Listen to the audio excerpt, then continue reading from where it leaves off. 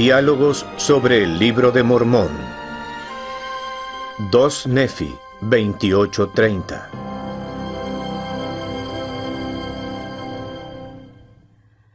Bienvenidos a otra sesión de nuestros acostumbrados diálogos sobre el Libro de Mormón. Soy Gage Strathern y hoy me acompañan mis amigos y colegas del Departamento de Escrituras Antiguas de la Universidad de Brigham Young, Keith Wilson, Michael Rhodes y Stan Johnson.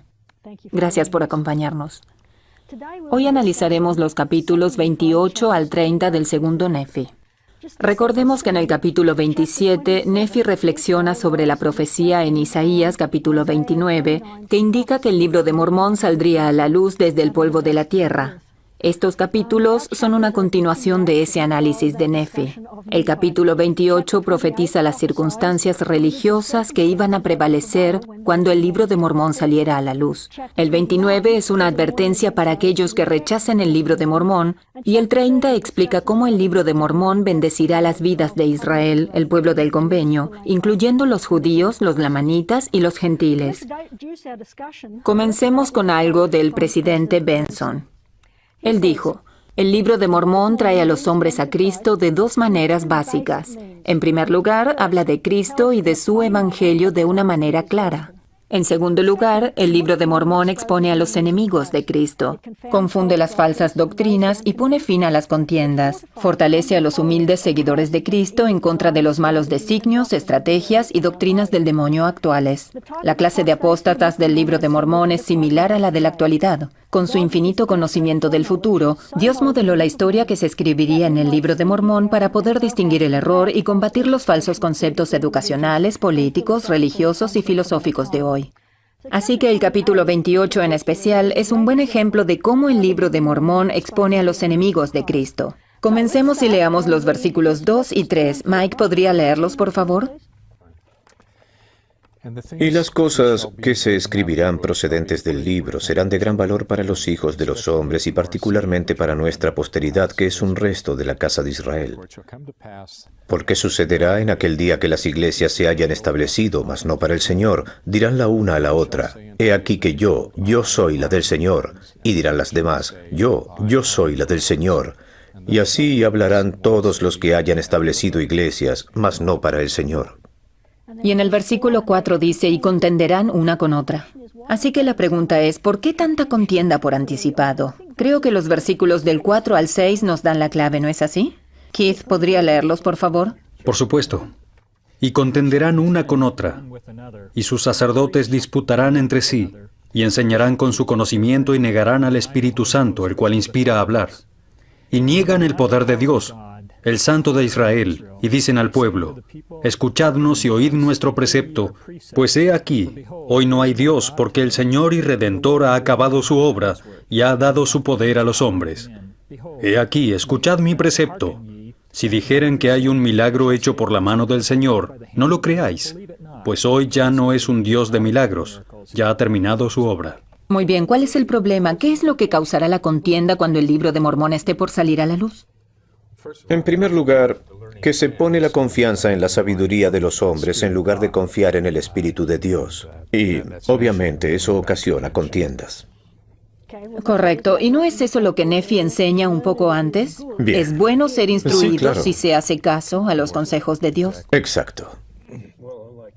Como usted mencionó, hermana Strathern, respecto a esa doctrina de que Dios ya haya terminado su obra, recuerdo haber oído con frecuencia en el campo misional acerca de milagros. No, eso era en la época de Cristo y sus apóstoles. Revelaciones, eso era en la época de Cristo. Actualmente no existen. Y es casi como si nos hubieran dado aquí algunas de las respuestas que recibiríamos de aquellos que escucharían el mensaje de la restauración. Que estas cosas han cesado y que ya no existen. Dios ha terminado su obra y ha dado su poder a los hombres.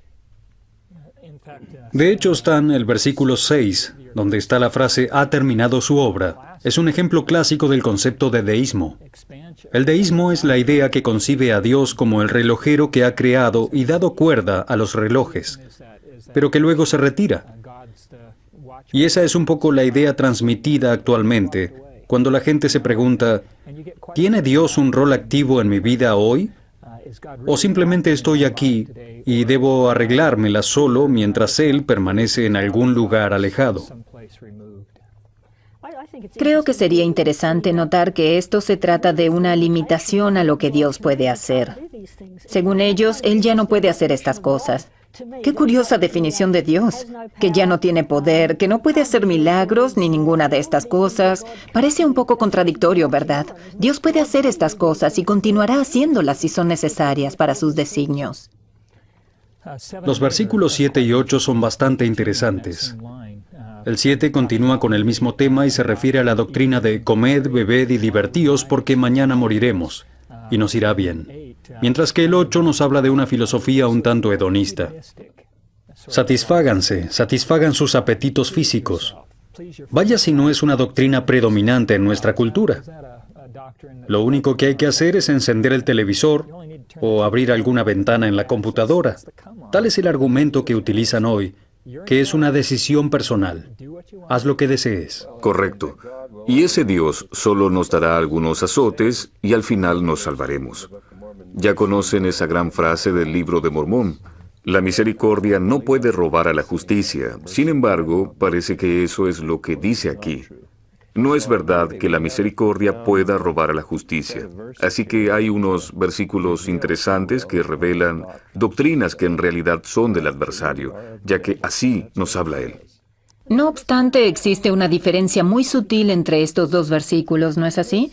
En el 7 dice, comed, bebed y divertíos porque mañana moriremos y nos irá bien.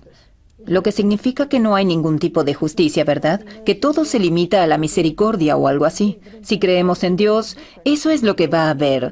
Pero en el versículo 8 es un poco diferente. Habrá justicia, aunque al final deberá ceder ante la misericordia. Entonces no habrá justicia en este proceso. Es algo así como cumplir con lo básico, y si es que realmente hay un Dios, no va a ser severo ni nos va a castigar. Si cometo algunos pequeños pecados, no soy tan inicuo, solo un poco. Y eso está bien, Dios me lo perdonará.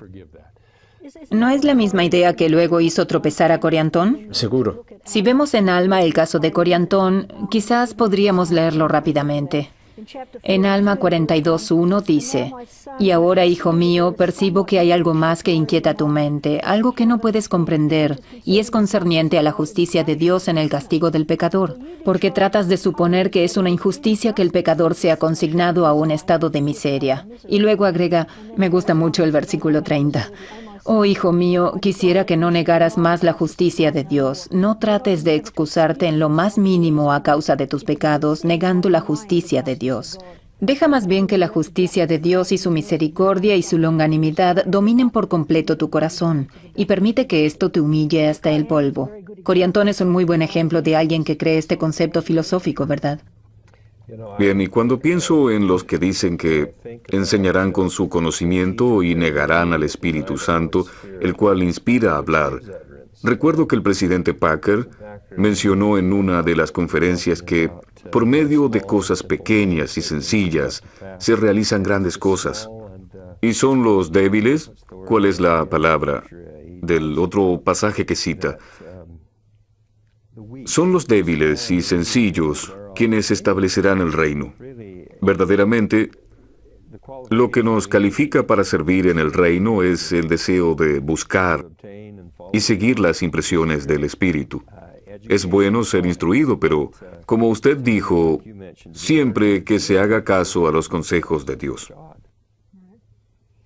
Otro punto importante que toca está en el versículo 11. Todos se han salido de la senda, se han corrompido. Y en el 12 dice, a causa del orgullo y a causa de falsos maestros. Vaya, uno ve aparecer la palabra orgullo y recuerda al presidente Benson, un profeta que alzó la voz para advertirnos sobre el orgullo, y aquí en el Libro de Mormón se predice que cuando salga a la luz, el orgullo será un gran problema para los santos.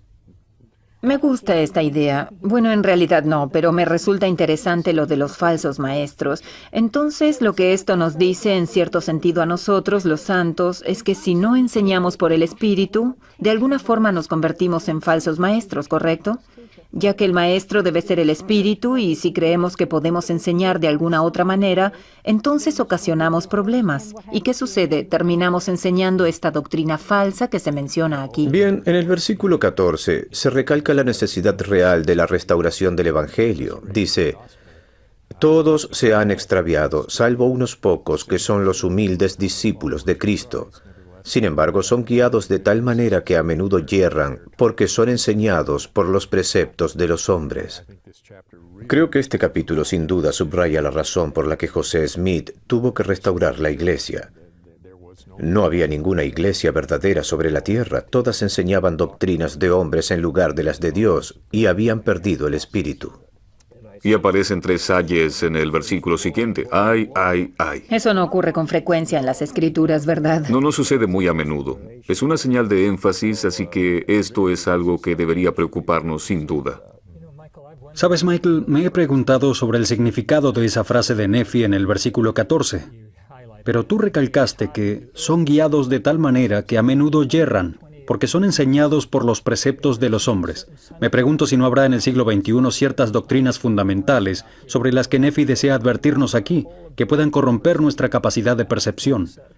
Por ejemplo, algunos de los grandes pensadores que han propuesto que el hombre evolucionó a partir de un animal, o algunas teorías que plantean que el hombre es una construcción social y niegan el alma humana.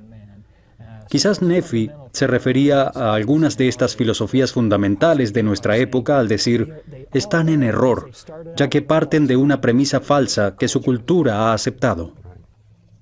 Yo pienso que la clave está en que cuando nos corrigen los profetas, videntes y reveladores, cuando el Señor mediante su ungido declara, bueno, esto debe cambiar, lo que trato de hacer es enfocar el diálogo en los versículos 20, 21 y 22. Parece que hay distintas formas en que Satanás intenta alejarnos de ese consejo cuando se nos corrige. Yo les digo a mis alumnos, no soy su obispo o presidente de estaca. A lo sumo soy su amigo y maestro, pero lo que diga acá no representa la primera presidencia o al quórum de los 12. Habiendo declarado esto, voy a intentar enseñarles doctrina correcta. En fin, como sabemos, de vez en cuando debe corregírsenos, no somos perfectos. Y cuando se nos corrige, como dice en el 20, podemos enojarnos o molestarnos, o ser humildes y sumisos, admitir el error y decir, está bien la corrección, eso no es doctrina verdadera, y tener una actitud humilde. O como dice el versículo 21, Satanás trata de pacificarnos. Todo está bien y Sión no importa de todos modos, pero sabemos que eso no es verdad. La doctrina es crucial. La verdadera doctrina, bien comprendida, puede cambiar una vida, puede cambiar nuestra vida por completo. También podemos pretender ser más inteligentes que el profeta, y puede seducirnos la idea de que no existe el infierno, o de que no debemos preocuparnos por este tipo de cosas. Y Forma de llegar a cada uno. Nos conoce, ¿no es así? Y hallará la manera más adecuada para cada persona. De hecho, esta no es la única forma en la que va a tratar de atacarnos. No, lo hará de cualquier forma que funcione. Coincido mucho con esta frase. Y así el diablo engaña sus almas y los conduce astutamente al infierno. Parece que en esta época va a ser bastante sutil. Ya saben la forma en la que nos va a subyugar y alejarnos de la verdad. Luego en los versículos 24 y 25 Continúa y dice, por tanto, ay del reposado en Sión, ay de aquel que exclama todo está bien. Es muy fácil pensar yo estoy bien, voy a la iglesia, cumplo con lo básico y he hecho muchas cosas buenas en la vida. Pero hay que comprender que lograr la salvación es un esfuerzo continuo y en lo que debemos trabajar constantemente. Me gusta el ejemplo de Alma cuando habla de la semilla que debe crecer y que debemos cuidarla. El testimonio, la rectitud, etc., son cosas en las que trabajamos constantemente. La mayoría de nosotros probablemente no hayamos alcanzado ese punto en que podamos decir, bueno, ya está, lo hicimos bien. Y si lo sentimos así, tal vez debamos hacer algo más. Sin embargo, resulta interesante cuando dice, ay del reposado en Sión. Esto casi nos hace pensar que no solo se refiere a personas fuera del convenio. Nosotros somos el convenio. Y dice que los reposados en Sión dentro del convenio, cuidado. Vean cuántas veces dice ay. Son muchas. En el 31 dice, maldito es aquel que pone su confianza en el hombre, o hace de la carne su brazo, o escucha los preceptos de los hombres, salvo cuando sus preceptos sean dados por el poder del Espíritu Santo. Una y otra vez se recalca que son las enseñanzas y la sabiduría de los hombres lo que ocasiona el problema, cuando no se las interpreta mediante el Espíritu Santo. Sí, y ¿no es sorprendente cómo estos ayes reiteran lo que ya hemos leído? Un buen maestro me enseñó una vez, si de verdad deseas saber qué es lo más importante en las Escrituras, observa lo que se reitera. Y aquí se reitera sobre el Espíritu Santo.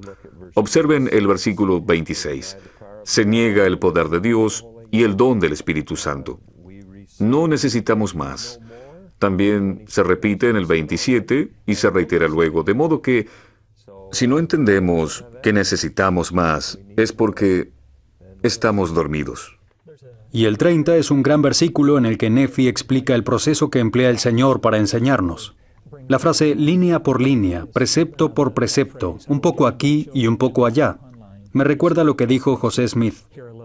Cuando suben una escalera, tienen que empezar desde abajo y ascender peldaño por peldaño hasta que lleguen a la cima. Y así es con los principios del Evangelio. Deben empezar por el primero y seguir adelante hasta aprender todos los principios de la exaltación. Pero no los aprenderán, sino hasta mucho después que hayan pasado por el velo. Debemos pasar por este proceso sin frustrarnos por no comprender todo desde el principio. Sí, muy bien.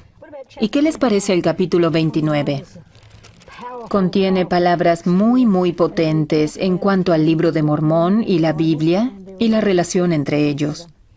¿Qué cosas captaron su atención en este capítulo? Bien, los gentiles argumentan que tienen la Biblia y que no necesitan más, pero entonces el Señor dice, oh, necios, ¿y qué agradecimiento manifiestan a los judíos por la Biblia que de ellos recibieron? Y continúa diciendo que los han maldecido y aborrecido, aunque saben que no son los que les han dado lo que ellos manifiestan atesorar, y los han tratado como la escoria de la tierra. Oh, necio, ¿qué dirás? Una Biblia. Tenemos una Biblia y no necesitamos otra Biblia. ¿Tendríais otra Biblia de no haber sido por los judíos? Necio. Qué fuertes palabras para ser palabras del Señor. ¿Cuántos de nosotros hemos escuchado recitar el versículo 3 al golpear puertas en la misión? Pienso que hemos escuchado lo mismo en diferentes idiomas. Recuerdo haber oído esa frase cuando las personas decían, bueno, en realidad no necesitamos el libro de Mormón. Y se me ocurre que Nefi pudo haber visto mi conversación en la puerta con esta mujer. Una de las cosas que me gustan de este capítulo está en el versículo 7. ¿No sabéis que hay más de una nación? ¿No sabéis que yo, el Señor vuestro Dios, he creado a todos los hombres y que me acuerdo de los que viven en las islas del mar? Entonces la palabra de Dios es importante para todos. Además, según la ley mosaica, se debía decidir todo asunto por boca de 2 o 3 testigos. Pero lo que más me gusta está en el 8. Dice, por tanto hablo las mismas palabras así a una como a otra nación. Y cuando las 2 naciones se junten, el testimonio de las 2 se juntará también. Me gusta mucho esta metáfora. A veces pienso que se puede culpar un poquito a los santos de los últimos días por decir el libro de Mormón es importante, que es verdad, pero se deja a la Biblia un poco excluida. No obstante, al leer y estudiar el libro de Mormón, he hallado muchos elocuentes pasajes en que éste habla de la Biblia. Ley citó a José para decir que la Biblia y el Libro de Mormón crecerían juntamente para confundir las falsas doctrinas y poner fin a las contiendas. Me fascina esta metáfora. Y aquí tenemos a Nefi otra vez que dice que los dos libros deben ir juntos. Están diseñados para funcionar juntos. Luego Mormón repetirá lo mismo en Mormón 7. Debemos comprender que el Libro de Mormón, al menos en parte, está para ayudarnos a entender la Biblia y dar testimonio de su veracidad, lo cual es un importante mensaje del libro que debemos valorar. Bueno, a mí también me gusta esa metáfora de que se juntan. ¿En qué etapa de la historia humana ha habido naciones con tanto contacto y tan mezcladas? Es decir, antes de nuestra época y de la era de la información, había mucha más división, pero ahora la situación es más globalizada. Y es entonces cuando el Libro de Mormón se juntará con la Biblia en estas profetizadas condiciones y obrarán conjuntamente. Y no solo con la Biblia, sino también con doctrina y convenios, la perla de gran precio y las palabras de los profetas modernos. Todas estas cosas se juntarán para aclarar más el Evangelio de Jesucristo y lo que debamos hacer para aplicarlo en nuestra vida. Continuando con lo que decía usted, decía que crecerán juntos para confundir las falsas doctrinas. Pienso que salvo que el Libro de Mormón crezca junto con la Biblia, no tendremos el poder necesario para confundir las doctrinas falsas. Existen algunas cosas que se enseñan mejor en la Biblia que en las escrituras de la Restauración. No son muchas, pero las hay. Y sinceramente hay algunas cosas que se enseñan en la Biblia que si no existieran como complemento, francamente, lo demás no bastaría. Incluso el Libro de Mormón lo admite. Ether dice en el primer capítulo, no vamos a analizar esto porque ya está en la Biblia. Así que, para confundir las falsas doctrinas, debemos permitir que crezcan juntas. Creo que la mejor metáfora es la de un matrimonio muy unido. Los cónyuges son distintos, pero se complementan entre sí y aportan muchas cosas al matrimonio. Es verdad que individualmente tendrán fortaleza, pero no es lo mismo que juntos.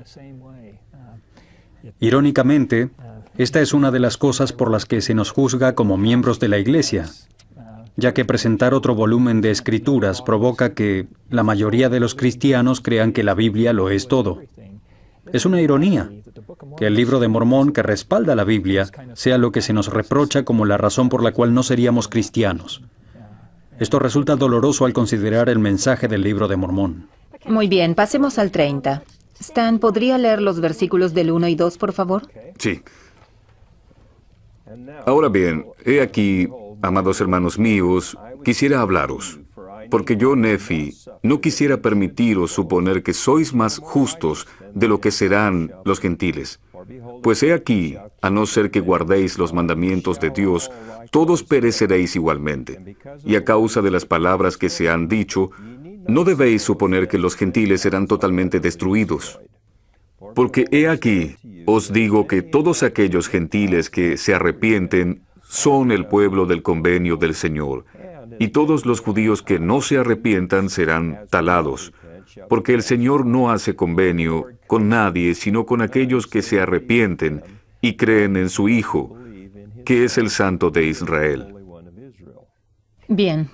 Aquí dice algunas cosas sobre la importancia de los convenios y de lo que define a un pueblo del convenio. Israel puede ser parte del convenio, y de hecho este comienza con Abraham. Pero recuerdo que Pablo dijo que no todo el pueblo de Israel es Israel. No se trata tanto del linaje, sino que hasta cierto punto se trata del convenio que hacemos, ya fueren gentiles o de la casa de Israel, y eso es lo que realmente importa. Tengo un amigo que dice, ser del pueblo del convenio de Israel es más importante que tener sangre israelita. He considerado eso mucho tiempo y creo que estoy de acuerdo con él. El linaje israelita es importante, pero es como mi padre solía contestar cuando yo le aseguraba que iba a cortar el césped. No me lo digas, demuéstramelo. Pertenecer al linaje de Israel es fantástico, pero es como dijo Juan el Bautista. Dios puede levantar hijos a Abraham aún de las piedras.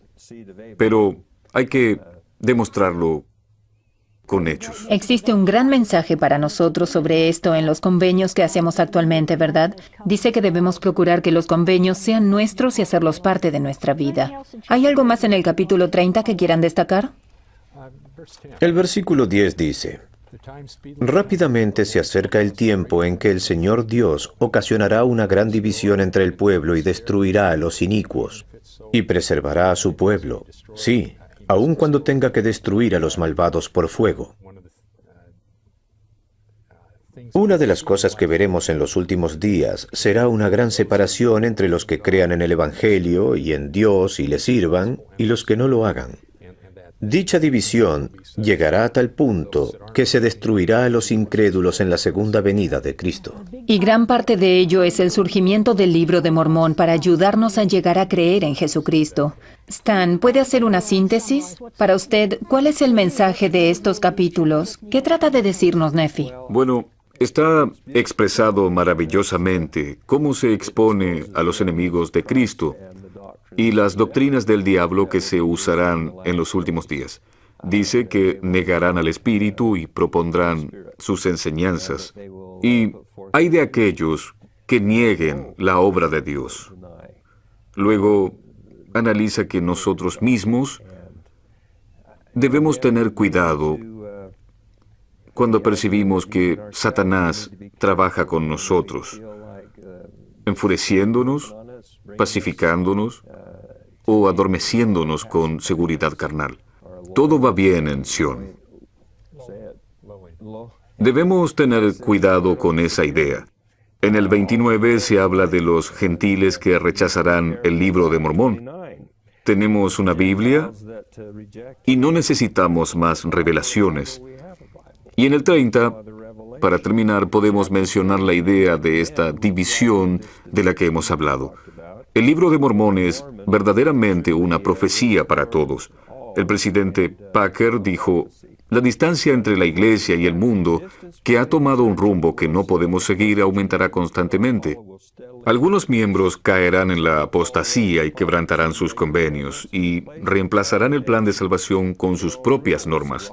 Por todo el mundo, las decenas de miles de personas que ahora se unen a nosotros vendrán inevitablemente como una inundación a un lugar donde la familia esté segura. Conviene prestar atención a las Escrituras y a las palabras de los profetas. Muchas gracias por sus comentarios e ideas.